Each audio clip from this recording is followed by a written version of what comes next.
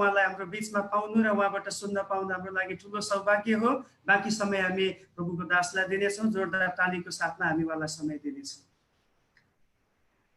हालेलुया। जय मसीह, जय मसीह, जय मसीह। यहाँहरूलाई प्रभुको नामको महिमा होस्। आज यति म खुसी छु, यति खुसी छु। मेरो प्यारा भाइ, तपाईँहरूको पास्टर अनि पिटर देवा बहिनी, तपाईँ पनि आशिष दिनुहुन्छ। प्रभुले आशिष दिउन्। तपाईँको समर्पणता ठुलो छ। कतिपल्ट पास्टरको समर्पणता मात्र देख्छौँ, श्रीमतीहरूको समर्पण देखिँदैन। अनि बहिनीको पनि ठुलो समर्पणता छ दिव्याको। अनि म ज्यादै खुसी छु प्रभुको दास भाइ पिटरलाई अनि लखनऊको सेवाको विषयमा यसो जानकारी दियो। उनी चाहिँ कतारमा अन्य देशहरूमा प्रभुको दासहरू जानुभएछ, उहाँहरूले धेरै सेवा गर्नुभएछ। तर म पनि इन्डियाको भएको कारणले गर्दा इन्डियामा सेवा गर्नु कति सजिलो छ भन्ने कुरो मलाई थाहा छ, कति भन्न खोज्यो कति गाह्रो छ थाहा छ। त्यो पनि हामी दक्षिण भारतका मानिसहरू उत्तर भारत चाहिँ कता जस्तो त लाग्छ, बरु नेपाल अलि सजिलो हुन्छ। अनि यस्तो गाह्रो ठाउँमा युपी जस्तै ठाउँमा आएर अब एकदमै निम्न स्तरबाट सुरु गरेको एउटा सेवा। मलाई याद छ पितृ भाइलाई लिएर लखनऊ आउँदाखेरि पहिलो आउटरिच कुन ठाउँमा मलाई याद छैन। हामी एउटा क्याम्पमा गएको थियो, मजाले पेटभरि गाली पनि खायो अनि यसो एकदम नराम्रो बोली पनि सुन्यो। तर त्यो पछि सुने त्यो बोलीको मान्छे नै विश्वासमा आउने इच्छा गर्नुभयो भन्ने कुरा मैले सुन्यो। अनि त्यो पहिलो आउटरिचको फोटो पनि मसँग छ। अनि यसरी सुरु भएको यो सङ्गति प्रभुको दास र प्रभुका जनहरू, तपाईँहरूका दर्शन, तपाईँहरूको योगदानले गर्दा अनि प्रभुले यहाँसम्म पुर्याउनु भएको छ। सबै श्रेय म प्रभुलाई दिन चाहन्छु। पास्टर पितरको लागि, बहिनी दिवाको दिनानीहरूको लागि तपाईँहरूले धेरै प्रार्थना गर्नुपर्छ। यस्तो आशिषित समर्पित प्रभुका जनहरू तपाईँहरूलाई पाउनु आशिषको कुरा। एउटा कुरा म यहाँहरूलाई एउटा मेरो 30-35 वर्षको पास्टरी र मिनिस्ट्रीको, नेपालमा 30 वर्ष, इन्डियामा केही वर्ष गरेको थियो, 30-33 वर्षको सेवागाईको अनुभवमा म यो कुरा भन्न चाहन्छु। म यहाँसम्म आउनुको पछाडि केही प्रभुका असल दासहरूको योगदान छ। मेरो बाल सङ्गतिलाई मलाई हुर्काउनु भएका, जवान सङ्गतिमा सल्लाह दिनुभएका, सेवागाईमा मद्दत गर्नुभएका अथवा उनीहरूलाई प्रेरणा दिनुभएका ती प्रभुको दासहरूको प्रेरणाले गर्दा म आज पनि सेवागाईमा छु। अनि त्यो एउटा ठुलो कुरा। त्यसरी तपाईँले यो कुरा बिर्सनुहुन्न कहिले पनि। असल अगुवा पाउनु मण्डलीको निम्ति आशिषको कुरा। असल अगुवा नभइकन तपाईँसँग टन्नै पैसा छ, ठुलो मण्डली भवन छ, प्रत्येक हप्ता भोजे भोज अनि सबै कुरा भएर मात्र सङ्गति चल्दैन। दर्शन पाएका अगुवाहरू चाहिन्छ, बोझ उठाउने अगुवाहरू चाहिन्छ, मण्डलीलाई प्रेम गर्ने प्रभुका दासहरू चाहिन्छ, मण्डलीको सेवालाई आफ्नो प्रभुको सेवाको रूपमा लिएर काम गर्ने प्रभुको दासहरू चाहिन्छ। यस्ता व्यक्तिहरू हामीसँग हुनुहुन्छ भने हामी आशिषित हुन्छौँ। लखनऊ मण्डलीको पृष्ठभूमि मलाई थाहा छ। यहाँहरू सबैजना, प्राय सबैजना नेपालबाट कामको सिलसिलामा इन्डियामा जानुभएको हो। आफ्नो देश छोडेर अर्को देशमा जाँदाखेरि सजिलो होइन। तपाईँहरू इन्डियामा जति पीडामा हुनुहुन्छ, हामी पनि अर्को देशमा छौँ, त्यो पीडामा त छौँ। त्यस कारण एउटा परदेशीको पीडा हामीलाई थाहा छ। परदेशीको यात्रा जीवन सजिलो होइन। स्थानीय मान्छेहरूले कतिपल्ट हेर्ने नजरिया फरक हुन्छ, स्थानीय मानिसको बोली वचन फरक हुन्छ, स्थानीय मानिससँग मिलेर जिउनु, सेवा गर्नु धेरै गाह्रो कुरा हो। तर एउटा सामान्य मानिस मिसनरी भन्न सक्दैन। पितृभाइको समर्पण साधारण भएको भए उहिले नै एउटै गर्मीमा नेपाल फर्किन्थ्यो होला। अब तर छोड्नु भएन। उहाँले महान समर्पण भएको कारणले गर्दा यति वर्ष रह्यो। अब भाइको निम्ति गर्मीको गाह्रो भयो भने मलाई काठमाडौँको जाडो यदि सामान्य समर्पण भएको भए उहिले नै झोला बोकेर केरलातिर फर्किन्थ्यो। तर प्रभुले एउटा मन दिनुभएको छ। जाडो गर्मी जे भए पनि मिसनरीको मन सेवाको निम्ति समर्पित छैन भने त्यो मानिस टिक्नु सक्दैन। त्यो कुरा चाहिँ म सुरुमै बताउन चाहन्छु। मेरो अगाडि धेरै समय छैन, मलाई थाहा छ। म आज बिहानदेखि अलि व्यस्त थिएँ, भर्खर एउटा बिहाको सेवा चलाएर आएको मात्र हो। अनि जे होस्, तपाईँहरूसँग समयमा सहभागी हुन पाएको छ, यो चाहिँ प्रभुकी आशिषको कुरा हो। अहिले हामी एउटा पृष्ठभूमिमा छौँ, यो चाहिँ लकडाउनको पृष्ठभूमि हो, कोरोनाको पृष्ठभूमि हो।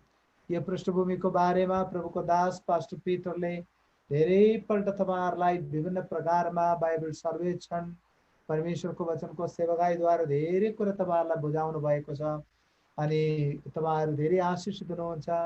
यो बेलामा बिर्सनुहुन्न प्रभुको दास सुनिलजी, तपाईँले अब अघि त देखेको थियो, सुनिल वर्गीज्यू, तपाईँलाई म एक्नोलेज गर्न बिर्सनुहुन्न। मेरो जीवनमा धेरै आशिष पुर्याउनु भएको एकजना प्रभुको दास हो सुनिल वर्गीज। उहाँ चाहिँ ठुलो महान प्रभुको दास हुनुहुन्छ। उहाँसँग मिलेर धेरै ठाउँमा सेवा गर्नलाई प्रभुले मौका दिनुभयो। हाम्रो बच्चालो वैश्य पार्टी मण्डलीको वर्शिप लिडरको रूपमा उहाँ रहनुभयो। अहिले पनि उहाँको बोझ विभिन्न देशको निम्ति छ। उहाँ जस्ता आशिषित व्यक्तिहरूसँग तपाईँहरू कनेक्टेड हुनु पनि आशिषको कुरा हो। सुनिलजी, थ्याङ्क यू सो मच तपाईँको इनपुटको लागि, लखनऊ मण्डलीको लागि, कतारको मण्डलीको लागि, मलेसियाको मण्डलीको लागि, विभिन्न मण्डलीमा तपाईँको ठुलो, नेपालको मण्डलीको लागि ठुलो योगदान छ। God bless you dear brother, प्रभुको आशिष भएको होस्। अनि मैले भन्न खोजेको यो पृष्ठभूमि अलिकति सजिलो होइन, गाह्रो कुरा छ। अनि यो पृष्ठभूमिमा प्रभुले हामीलाई केही सिकाउन चाहनुहुन्छ। ओके, धेरैपल्ट प्रभुले हामीलाई सिकाउने कुराको माहौल हामीले विचार गर्दा कतिपल्ट सुख सुविधामा हामी धेरै कुराहरू सिक्छौँ। ओके, अहिलेको शिक्षा प्रणालीमा हामीले विचार गरियो भने हामीले सोच्छौँ हाम्रो नानीहरूलाई एकदम महँगो राम्रो स्तरीय स्कुलमा पढायो भने हामीलाई धेरै कुरा हाम्रो नानीहरू सिक्छन् भने हाम्रो विचार हो। लखनऊमा पनि राम्रो राम्रो स्कुलहरू होला अनि हाम्रो नानीहरूलाई त्यस्तो खालको स्कुलमा पढायो भने हाम्रो नानीहरू धेरै राम्रो कुरा सिक्छन् भन्ने हाम्रो विचार छ। माहौल राम्रो भएपछि धेरै सिकिन्छ भन्ने कुरा गलत होइन, एकदमै सही विचार हो। सक्नुहुन्छ भने नानीहरूलाई, सकिएन भने निराशित नहुनुहोस्। सक्नुहुन्छ भने नानीहरूलाई राम्रो राम्रो स्कुलहरूमा पढाउनु, सकिएन भने केही फरक पर्दैन। म अहिले यो धेरै ठुला स्कुलमा पढेर चाहिँ म यहाँ यो बाइबल शिक्षक भएको त होइन, म गाउँको सबभन्दा तल्लो स्तरको स्कुलमा पढेर मेरो स्कुल लाइफ बिताएको मानिस हो, साधारण स्कुलमा पढेको मानिस हो। तर त्यो चाहिँ प्रभुको आशिषकै कुरा पनि यसमा छ। जे भए पनि मैले भन्न खोजेको उच्च स्तरमा राम्रो माहौल मिलेपछि धेरै कुराहरू सिकिन्छ भन्ने खालको एउटा विचार हाम्रो मनमा छ। तर बाइबलमा हामीले अध्ययन गर्यो भने प्रभुले एउटा समूहलाई यस्तो अचम्म प्रकारले तयार पार्नुभयो, उनीहरूलाई प्रशस्ततामा डोर्याएर होइन, तिनीहरूको जीवनको पीडाद्वारा उहाँले बलियो बनाउँदै ल्याउनु भयो। ओके, बलियो बनाउँदै ल्याउनु भयो। एउटा लामो कहानी हो, धेरै बोल्न समय छैन। आज मैले एउटा कुरा, एउटा वास्तविकतालाई यहाँहरूको बिचमा प्रस्तुत गर्न चाहन्छु। समयको अभावले गर्दा, किनकि जुममा हामी धेरै लामो वचन बोल्न सक्दैन, सुन्न पनि गाह्रो हुन्छ। अनि हामी एउटा चाडको विषयमा कुराकानी गर्नेछौँ। चाडको विषयमा, चाड भन्ने बित्तिकै धेरैको अनुहारमा उज्यालो भएको छ। नेपालमा भने खसी काट्ने अनि त्यसपछि के छ, नाचगान गर्ने अनि त्यसपछि आएर सौगातहरू पठाउने।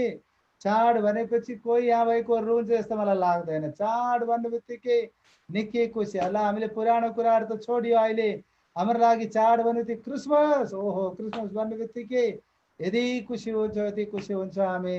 अनि त्यो बेलामा कसैको विश्वासीको घरमा क्रिसमसको बेला उहाँहरू रोएर बसेको मैले देखेको त छैन, खुसी भएर बस्छौँ। रोन आँटेको मान्छे पनि क्रिसमस आउने बित्तिकै ल एकदमै खुसी हुन्छ। तर त्यो चाड एउटा चाडको रूपमा होइन, यीशु ख्रीष्टको जन्मको रूपमा सम्झनामा हामी गर्ने कुरा आफ्नो ठाउँमा छ।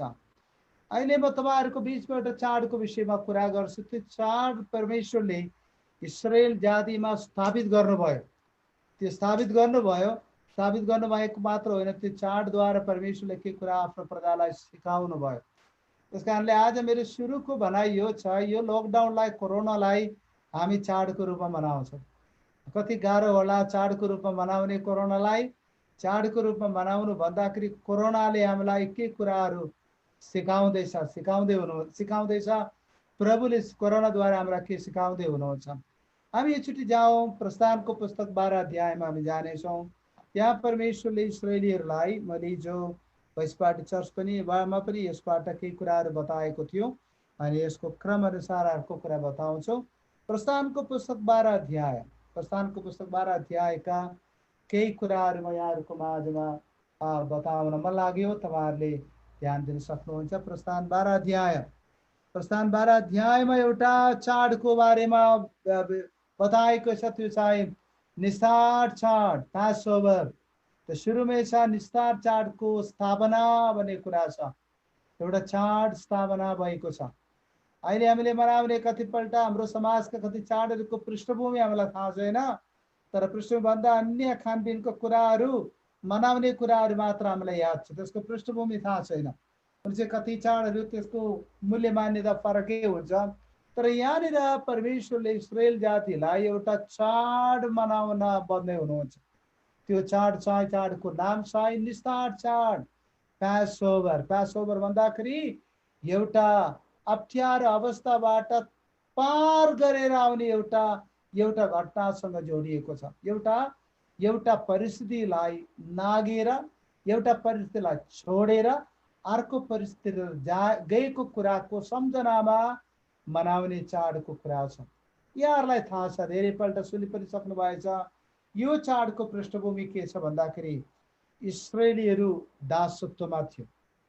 करिब 400 वर्ष मिश्र देशको दासत्वमा थियो। मिश्र देशको फारोले तिनीहरूलाई साह्रै दुःख दियो, तिनीहरू पीडामा थियो। यो कुरा हामीलाई थाहा छ। तिनीहरूले तिनीहरूको पीडा चाहिँ परमेश्वरसँग पुर्यायो, रुँदै बतायो, प्रभु बचाउनुहोस्।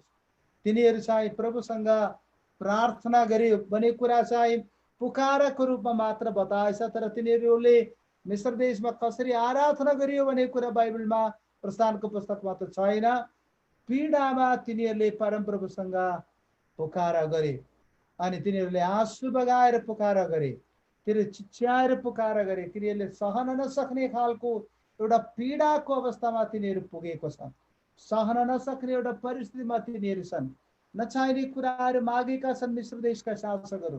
तिनीहरूको निम्ति एक किसिमले भन्यो भने तिनीहरू मिलाउन नसक्ने प्रकारको भारी तिनीहरूको जीवनमा आइसकेको छ। साह्रै पीडाको अवस्थामा तिनीहरू प्रभुसँग रोए। हामीलाई थाहा छ, हामीलाई कसैले दुःख दियो भने हामी पुलिस थानामा जान्छौँ। पुलिस स्टेसनमा जाँदाखेरि पुलिसले भन्छ अथवा स्टेसनका मानिसहरूले भन्छ, ल एउटा कागजमा तपाईँको सबै कम्प्लेन लेखिदिनु भन्छ। अनि कागजमा लेखिदिएपछि मात्र औपचारिक कुरामा रूपमा चाहिँ त्यो मुद्दा चाहिँ, त्यो भनौँ न, त्यो कम्प्लेन उजुरी चाहिँ पेश हुन्छ। मुखले भनेर हुँदैन, तपाईँले भन्दाखेरि लेखिदिनु भनेर भन्छ। तर परमेश्वरको अगाडि उजुरी दिनु, मानिसहरूको अगाडि उजुरी दिनुमा फरक छ। परमेश्वरको अगाडि लेखिएर हामीले बुझाउनु पर्दैन। हाम्रो आँखाको आँसु नै उजुरी नै हो, हाम्रो हृदयको प्रार्थना नै उजुरी नै हो, हाम्रो मुखको बोली नै उजुरी नै हो। किन भन्दाखेरि त्यो बुझ्ने परप्रभु हामीसँग हुनुहुन्छ। कागजमा लेखिएर प्रार्थना गर्नु पर्दैन हामी। ओके, कति मण्डलीहरूले कागजको प्रार्थना गर्छन्, हामीले कागजको प्रार्थना गर्नु पर्दैन। परदेशमा हुँदा तपाईँको आँखाको आँसु नै पुग्छ, यस तपाईँको हृदयको पीडा नै पुग्छ, तपाईँको मुखको बोली नै पुग्छ। त्यो सुन्नुहुने परमप्रभु हाम्रो साथमा हुनुहुन्छ। त्यो चाहिँ हाम्रो लागि आशिषको कुरा हो। त्यसरी पीडाबाट छुटकारा पाउने समयमा तिनीहरूको त्यो मिश्र देशमा भएको घटनाहरूलाई सम्झिएर परमेश्वरले इस्राएलीहरूलाई एउटा चाडको सुरुवात गर्नलाई आदेश दिँदै हुनुहुन्छ। त्यो चाड चाहिँ निस्तार चाड हो। अब यो निस्तार चाडको 4-5वटा भन्दाखेरि शिक्षा यहाँहरूको बिचमा बताउन चाहन्छु। म यहाँहरूलाई 2 पद 12को 2 पद पढेर सुनाउँछु। यसरी उल्लेख छ, यो महिना चाहिँ तिमीहरूका निम्ति महिनाहरूको सुरु, यो महिना तिमीहरूको निम्ति महिनाहरूको सुरु र वर्षको पहिलो महिना हुनेछ। भन्दाखेरि महिना सुरु भयो, साल सुरु भयो एउटा घटनाद्वारा महिना र साल सुरु भयो। नयाँ इतिहास सुरु भयो, नयाँ इतिहासको पाना लेखियो। यो सामान्य कुरा होइन, इतिहास रचियो इस्राएल जातिको जीवनमा। एउटा नयाँ इतिहासको संरचना सुरु भयो। मलाई सुन्ने प्रभुका जनहरू हो, जुन दिनमा येशूलाई प्रभुको रूपमा स्वीकार गर्यो, हाम्रो जीवनमा एउटा नयाँ इतिहास सुरु भएको छ। यो इतिहास सामान्य इतिहास होइन।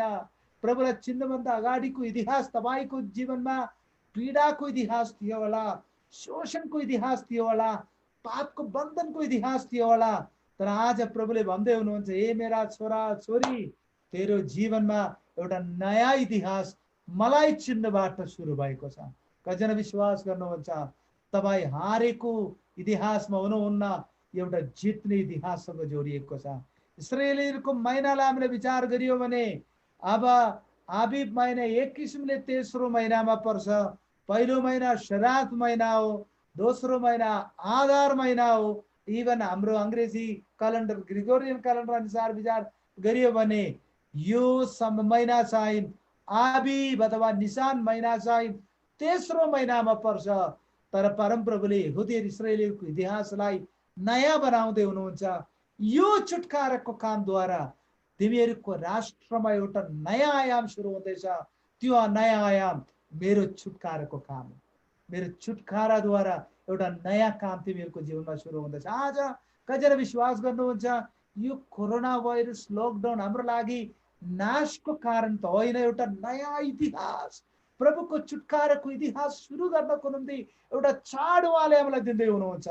त्यो चाड चाहिँ येशू हाम्रो प्रभु हुनुहुन्छ भने उद्घोषणा गरी उहाँलाई आराधना गर्ने चाड हो।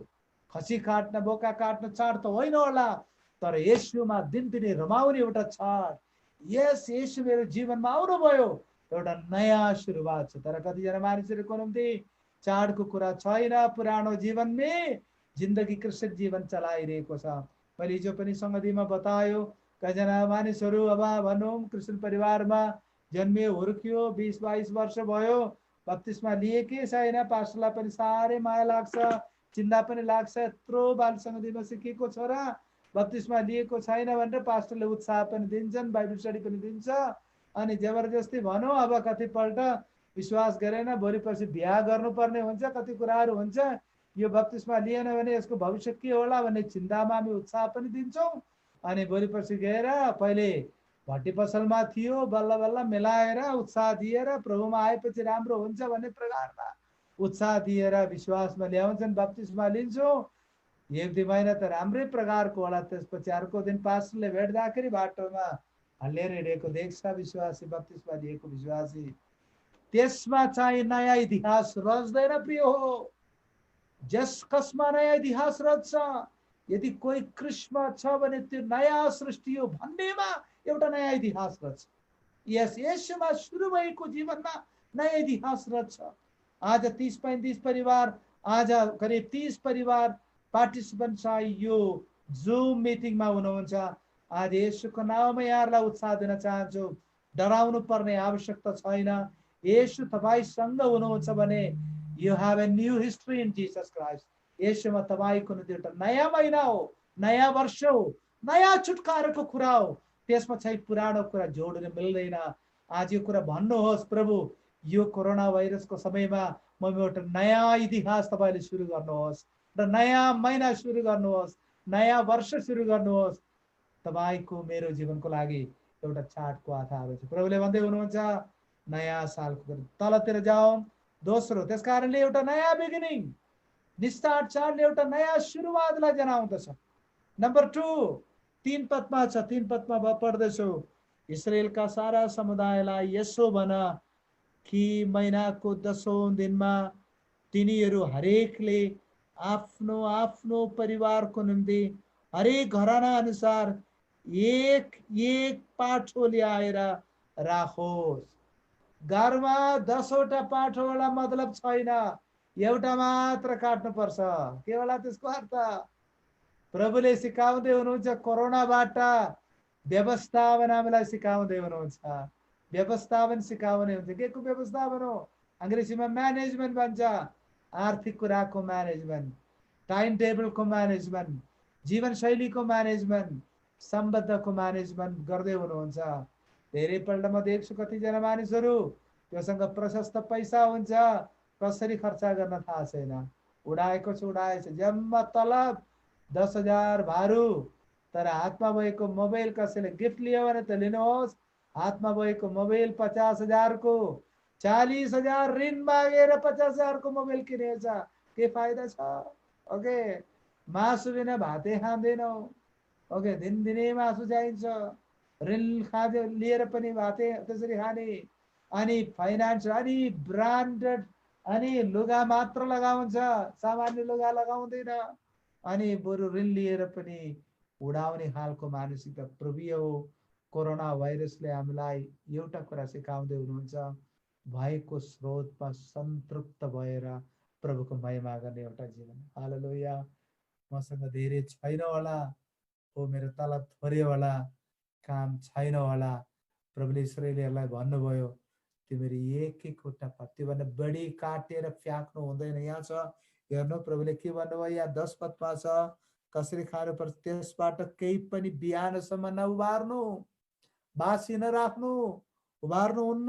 अनि अर्को कुरा, तर केही बिहानसम्म रह्यो भने त्यो आगोमा जलाइदिनु। यक्स सुन्नु भएन, लाभिसनेस हुनु भएन, लाइसेन्सेस भन्छ अङ्ग्रेजीमा भन्दाखेरि रहरले जिउने एउटा जीवन होइन, म्यानेजमेन्टले जिउने जीवन। मन्नाको विषय मैले बारम्बार भन्दछु, परमप्रभुले मन्ना इस्राएलीहरूलाई दिने बेला भन्नुभयो प्रत्येक दिनको मात्र टिप्नु। एक दिन बढी कोही कोही भाटोहरू, हामी जस्तै भाटोहरू थियो, उनीहरूले अर्को दिनको पनि टिपिहाल्यो, अनि त्यसपछि हेर्दाखेरि किरा परेको देखियो, त्यो काम त लागेन। यसको अर्थ चाहिँ जम्मा गर्नुहुन्न, धन कमाउनुहुन्न भन्ने मेरो भनाइ होइन। पैसा कमाउनुहोस्, तपाईँले जति पैसा अनैतिक बाटोद्वारा होइन, मेहनत गरेर पैसा कमाउनुहोस्, अर्को पुस्ताको निम्ति चलाउनुहोस्, खानपिन पनि गर्नुहोस्। मेरो विरोध त्यसैमा त होइन, उडाउने मानसिकता, उडाउने मानसिकता। अनि त्यसो भन्दाखेरि खतम भन्दाखेरि नराम्रो प्रकारले उद्देश्य बिना खर्च गर्ने मानसिकता। के छ भन्दाखेरि देखाउने मानसिकता, कसैलाई केही नभए पनि देखाइहाल्नु पर्ने। म के हो भने के देखाउनु छ र, के देखाउनु छ र, जति देखाए पनि अनिल अम्बानी जस्तै, मुकेश अम्बानी जस्तै हामी हुनै सक्दैन, उनीहरूभन्दा हामी तलै छौँ, कसको अगाडि देखाउनु छ र। हाम्रो जीवन साहेब प्रभुले दिनुभएको स्रोतमा सन्तुष्ट भएर प्रभुको सेवामा गर्ने र आफ्नो परिवारको भविष्यको निम्ति सोच्ने।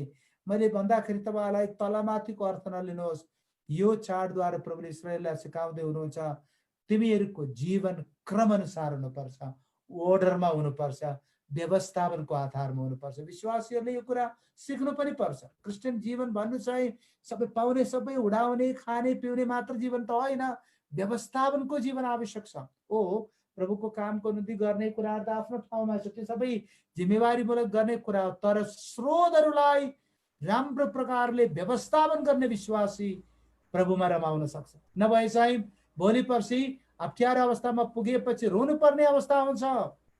यस प्रभुले त्यो कुरा सिकाउनु बहुत छिटो अगाडि बढ्न चाहन्छौँ। तेस्रो कुरातिर जाउँ। दोस्रो चाहिँ प्रभुले यो चाडद्वारा व्यवस्थापन सिकाउँदै हुनुहुन्छ। कोरोनाले हामीलाई व्यवस्थापन सिकाओस् भन्ने मेरो प्रार्थना छ। तेस्रो कुरा यहाँ छ, प्रभुले भन्दै हुनुहुन्छ त्यो तिमीहरूले 6 पदमा छ, त्यो तिमीहरूले त्यस महिनाको 14औं दिनसम्म राख्नु र इस्राएलका समुदायको सबै मानिसहरूले यो बेलुकी पख मार्नुन्, बिहान होइन, दिउँसो पनि होइन।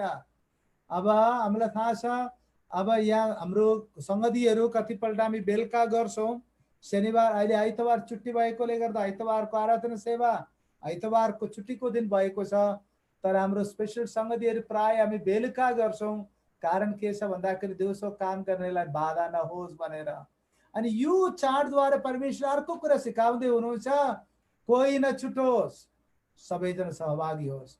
सङ्गतिमा एउटा कम्युनिटी कर्पोरल सेलिब्रेसन, कसैलाई छुट छैन, सबैजना मनाउनु पर्ने एउटा चाड हो। यिनीहरूले एक किसिमले चाहिँ सबैजनाको सहभागितामा रमाउने एउटा कुरा। चर्च भने चाहिँ त्यो प्रिय हो, सङ्गतिबाट भागी हुनु भएन, बहाना बनाउनु हुन्न।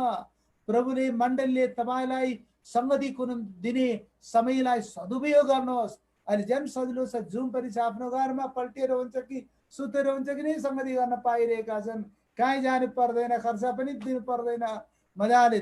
त्यसमा पनि अल्छी गर्नेहरू छन्, अनि आउँदैन, सुत्छन्, भिडियो अफ गरेर सुत्नेहरू छन्। हेर्नुहोस् प्रभुले भन्दै हुनुहुन्छ सङ्गति is very important, fellowship is very important. निस्तार चाडले इस्राएललाई सिकाउनु भयो। अहिले मलाई थाहा छैन, नेपालमा धेरैजना मानिसहरूलाई सङ्गतिको महत्त्व सिकाउनलाई प्रभुले कोरोना नै पठाउनु पर्ने भएछ। अहिले बल्ल बल्ल सङ्गतिमा जुम फेलोसिपमा आउन थालेछ, नभए त कुनै सङ्गतिमै नआउने मानिसहरू सङ्गतिमा आउन थालेछ।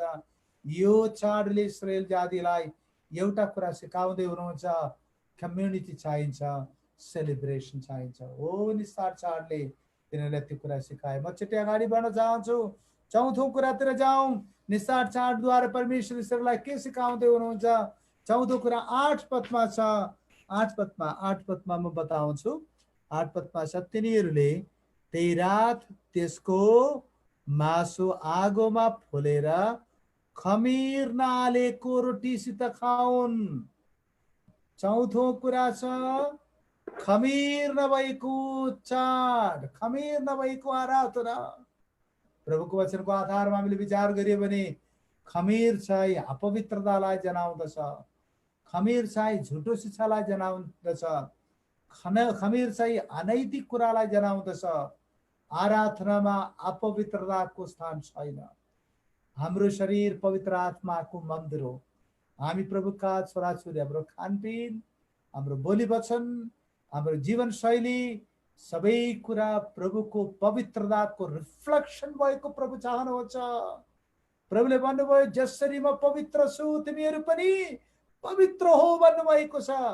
उही प्रभुले इस्राएलीहरूलाई भन्दै हुनुहुन्छ, चाड मनाउने बेलामा खबरदार खमीर आउनु भएन, खमीर भएको आराधना मलाई मन पर्दैन। यो चाड खुसियालीको समय हो। खुसियाली भनेर जे पाए त्यो गर्न त मिल्दैन। क्रिस्चियन भयो भन्दैमा जसरी पनि जिउने जीवन त होइन, स्वतन्त्रता पायो भन्दैमा जसरी पनि जिउने जीवन त होइन। Quality need to be holiness. पवित्रता चाहिँ हाम्रो क्वालिटी हुनु आवश्यक छ। पवित्रताको क्वालिटी छैन भने प्रभुको आराधना, प्रभुको महिमा हुन सक्दैन। चाड त मनाउनु भयो होला, तर प्रभु प्रसन्न हुने चाड त हुन सक्दैन। प्रभुले हामीबाट पवित्रता चाहनुहुन्छ। इस्राएलीहरूलाई परमेश्वरले अन्य जाति देशहरूबाट निकालेर आफ्नो एउटा समूहको रूपमा खडा गर्नुको कारण पनि त्यही थियो, अरूहरूलाई पवित्रता सिकाउनलाई, अरूहरूलाई नैतिकता सिकाउनलाई, अरूहरूलाई प्रभु कस्तो हुनुहुन्छ भन्ने कुरा सिकाउनलाई एउटा आइडियल, एउटा असल समूहको रूपमा परमेश्वरले तिनीहरूलाई स्थापित गर्नुभयो। तिनीहरू कति सफल भयो भएन भन्ने कुरा आफ्नो ठाउँमा छ। तिनीहरू कतिजना सफल भएका थियो, कतिजना असफल भयो। आज लखनऊ मण्डलीको निम्ति प्रभुको आत्माको वचन यो छ, वरिपरि धेरै प्रभुलाई इन्कार गर्ने नेपाली दाजुभाइ दिदीबहिनीहरू होला, प्रभुलाई अपमान गर्ने दाजुभाइ दिदीबहिनीहरू होला, प्रभुलाई इन्कार गरी मनपरी खाएर उडाउने जीवन बिताउने मानिसहरू होला। उनीहरूको पहिचान तपाईँ बोक्ने होइन, तपाईँको पहिचान प्रभुको वचनको आधारमा, पवित्रताको आधार भएको होस्। तपाईँ प्रभुमा रमाउन सक्नुहुन्छ। फेरि बिचमा एउटा कुरा भन्न चाहन्छु। मैले अघि नै बताएँ, चाड भन्नु चाहिँ रमाहटको कुरा हो। मैले सुरुमै बतायो, विलापको समय होइन। धेरै विश्वासी रमाउन नसक्नुको कारण यी आधार नभएको कारणले हो। ओके, पहिलो कुरा हामीले हेरिसक्यो। पहिलो कुरामा हामीले विचार गरियो, एउटा नयाँ सुरुवात छैन, कन्भर्सन एक्सपिरियन्स बलियो छैन, यसमा आधारित भएको बलियो जीवन छैन। त्यस कारणले गर्दा धर्म परिवर्तन मात्र भएको छ, जीवन परिवर्तन भएन। त्यसकारण प्रभुको खुसियाली छैन। दोस्रो कुरा चाहिँ हामीले हेरियो, प्रभुले दिनुभएको स्रोत आशिषलाई कसरी मिलाउने थाहा छैन, मन परिजिएको छ, रमाहट छैन। तेस्रो कुरा, प्रभुले दिनुभएको सङ्गतिलाई, मण्डलीको महत्त्व बुझिएको छैन, एक्लोपनमा जीवन बिताइरहेको छ। तपाईँलाई थाहा छ नेपालमा कोरोनाबाट मर्यो, कतिजना मर्यो? 20-22 30 जना मात्र मर्यो, तर करिब 1500 जना मानिसहरू आत्महत्या गरेर मरेका छन्। ओके, कति क्रिस्चियन पनि परेको छ। दुःख लाग्दो कुरा, दुःख लाग्दो कुरा, क्रिस्चियनहरू पनि आत्महत्या गरेको छ। प्रभुलाई पाएको मानिस आत्महत्या गर्न मन कहाँबाट आयो? दुईटा कारण। एउटा, शैतानले उनलाई आफ्नो जीवनको अस्तित्वको बारेमा गलत अवधारणा दिएर उसले आत्महत्या गर्यो। दोस्रो चाहिँ आफ्नो जीवनलाई उनले सेल्फ इमेजलाई एकदम दुर्बल ठान्यो। तेस्रो कुरा चाहिँ उनी क्रिस्चियन समुदायको भरोसा, आशा र काउन्सिलिङमा नभएको कारणले गर्दा आत्महत्या गर्छन्। मलाई सुन्ने प्रभुका जनहरू, एउटा विश्वासी आत्महत्या गर्न पाउँदैन। आज तपाईँको मनमा, म अस्ति पनि भैँसपाटी चर्चमा बोलियो, जिब्रोमा पनि त्यत्तिकै पनि भन्नुहुन्न म मर्छु भनेर भन्नुहुन्न। त्यो शैतानले सुन्छ, तपाईँलाई त्यस्तो प्रकारको नेगेटिभ विचार हालिदिन्छ। आत्महत्या गर्ने कति मानिसहरू पहिले 3 पल्टमा मर्छु मर्छु भन्छ, एक दिन मर्ने हो। त्यस कारणले गर्दा प्रभुको जनहरूको जिब्रोबाट म मर्छु पनि भन्नुहुन्न, म मार्छु पनि भन्नुहुन्न। नानीहरूलाई गाली गर्नलाई मार्छु भनेर भन्छ नि त, त्यो मर्छु भन्ने शब्द पनि भएन, मार्छु पनि शब्द पनि भएन, किनकि हामी मर्न पनि आएको होइन, मार्न पनि आएको होइन, हामी जीवन दिन आएकाहरू, प्रभुको आशिष बुझाउने आएकोहरू, प्रभुको जनहरूलाई प्रेम अगाडि बढाउन हामी आएकाहरू। अनि इस्रायल जाति त्यो कुरा गरेर 14 कुरा हामीले हेरिसक्यो।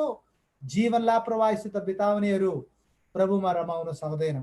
कतिजना मण्डली फेरि फेरि जान्छन्, अगुवाहरूलाई गाली गर्दै जान्छन्, अनि कतिपल्ट यो भएन क्रिस्चियनहरू खतम छ भनेर भन्ने छन्, किनकि क्रिस्चियन जीवनको आधारै नै पाएको छैनन्, पवित्रतामा भएको खुसी रमाहट पाएका छैनन्, प्रभुको मण्डलीको सत्यता बुझेको छैन, अनि हामीलाई गाली गरेर हुन्छ। कतिपल्ट तपाईँको पास्टर खतम छ, ए हाम्रो चर्चको एकजना भाइ चर्चमा एक दिन साइकल आए, विश्वास छोडेर बताएको, चर्च छोडेर आएछ। चर्चमा आउँदा कसैले साइकल चोरेर लग्यो, विश्वास चोरेको त होइन, अरूले चोरेको। अनि हेर्नु प्रभुलाई छोड्नु, चर्च छोड्नुको सानो नि हो। कतिको चप्पल आयो भने त आउँदैन चर्चमा, के गर्नु, त्यस्तो खालको कुराहरू पनि हुन्छन्। यी कुनै कुराहरू होइन, प्रभुमा भएको नभएको आधार चाहिँ पवित्रता हाम्रो जीवनको आधार भएको होस्। यसमा अगाडि बढ्न चाहन्छु, 2टा कुरा भनेर अन्त्य गराउन चाहन्छौँ। अनि अर्को कुरा 13 पदमा हामी जानेछौँ। 13 पदमा यो कुरा छ, प्रभुले भन्दै हुनुहुन्छ 13 पद, तिमीहरू बसेको घरहरूमा त्यो रगत तिमीहरूको निम्ति छिन्न हुनेछ। जब म त्यो रगत देख्नेछु तब तिमीहरूलाई चाहिँ छोडिदिनेछु, र मैले मिस्रलाई प्रहार गर्दा नाश गर्ने कुनै विपत्तिले तिमीहरूलाई छुने छैन।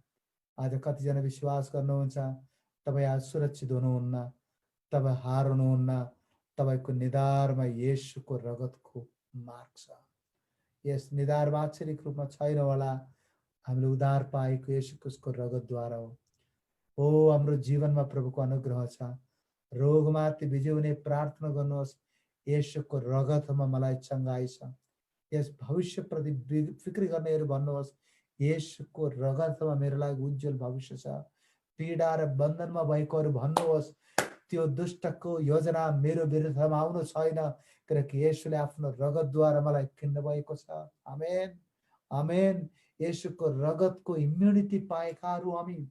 इस्रायल जातिको पालको छेउमा विपत्तिहरू आउन सकिएन, कारण परम प्रभुको सुरक्षा तिनीहरूमा थियो।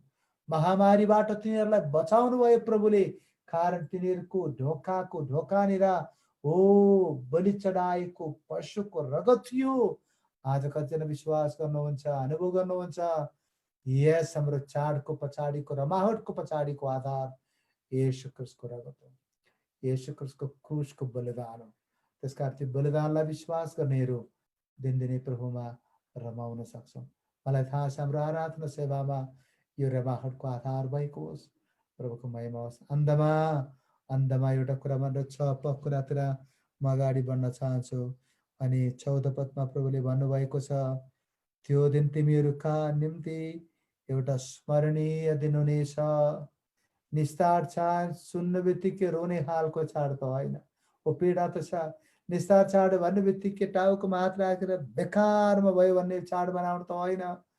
तपाईँलाई थाहा छ, तपाईँको जीवनमा कति असल घटनाहरू सम्झिँदा कस्तो हाँस्न मन लाग्छ, कस्तो उत्साह आउँछ, रमाहट आउँछ।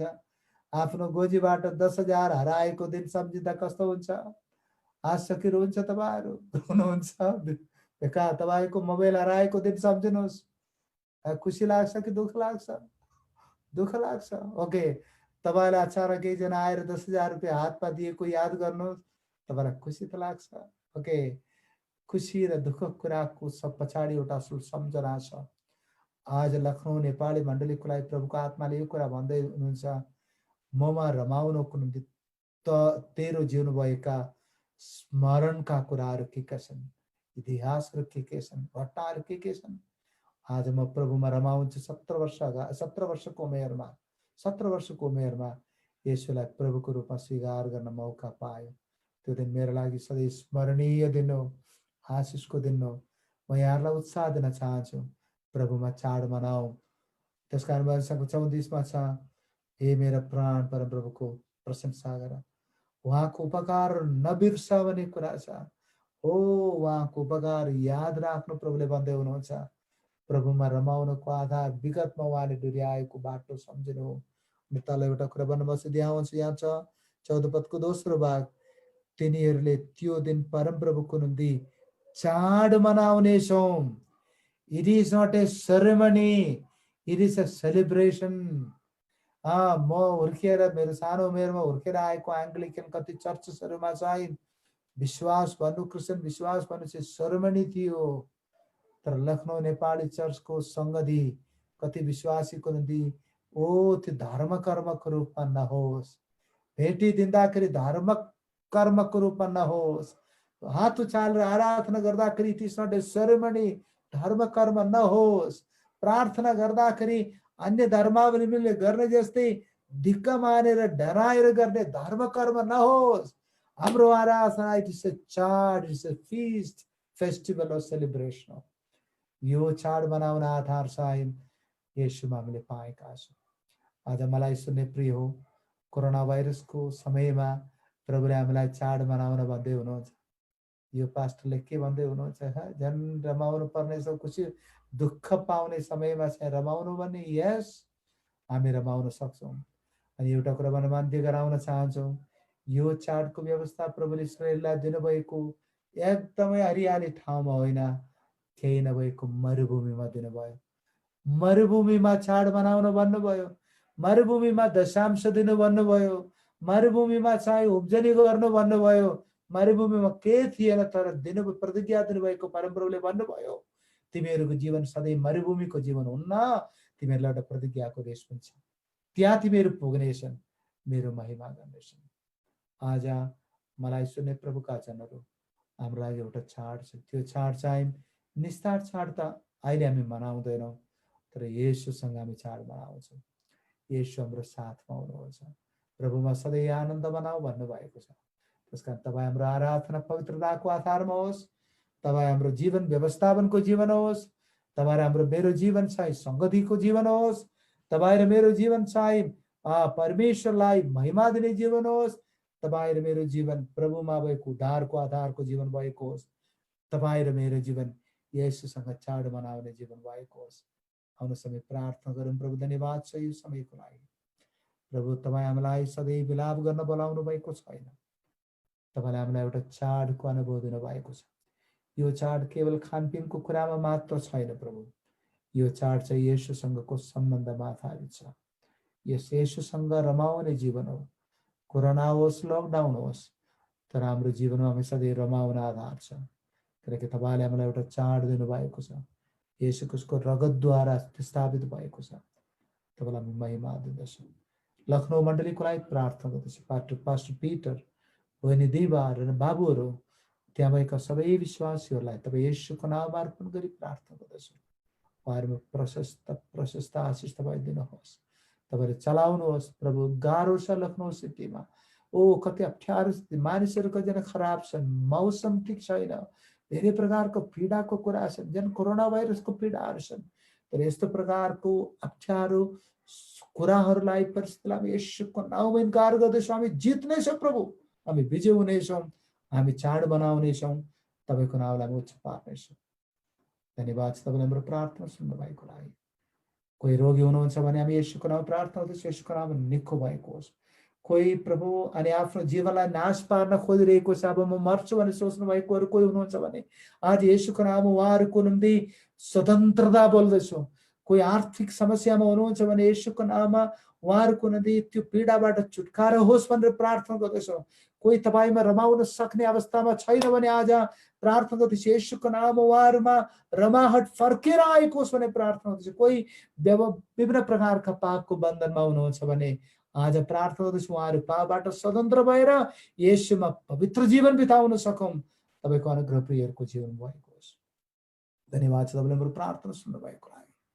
माग्दछौँ ख्रीष्ट येशूको नाममा, आमेन, आमेन, आमेन। हुन्छ।